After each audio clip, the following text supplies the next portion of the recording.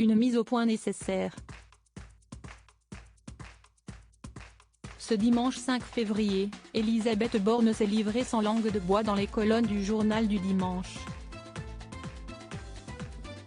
L'occasion pour la Première ministre d'évoquer son quotidien rythmé par la réforme des retraites, mais aussi les manifestations qui font rage depuis plusieurs jours.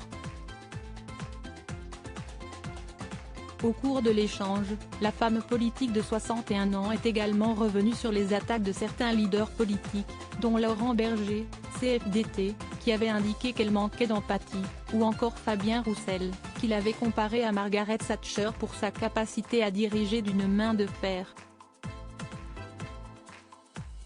C'est blessant, et c'est le contraire de ce que je suis et de ce que je porte, a-t-elle assuré, précisant que son parcours personnel lui a permis de développer ses capacités de compréhension et d'empathie.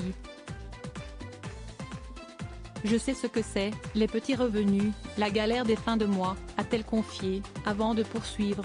Ce qui m'anime depuis le début, c'est d'être attentive à ces femmes et hommes qui travaillent dans le nettoyage, qui sont ouvriers dans l'agroalimentaire, ces indépendants aux revenus modestes. Les 3 mois de concertation ont permis de tenir compte de leur situation. Supérieur à Elisabeth Borne, Bruno Le Maire.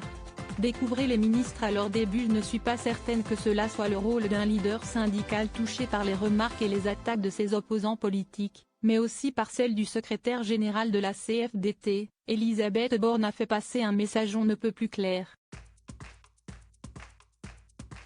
Au demeurant, je ne suis pas certaine que cela soit le rôle d'un leader syndical de porter des attaques personnelles, a-t-elle sermonné, précisant qu'elle ne voulait pas prendre part à telle querelle.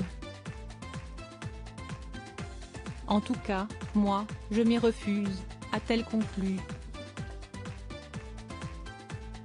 Article écrit en collaboration avec 6 médias. Crédit photo, Gabriel César pour le Best Image.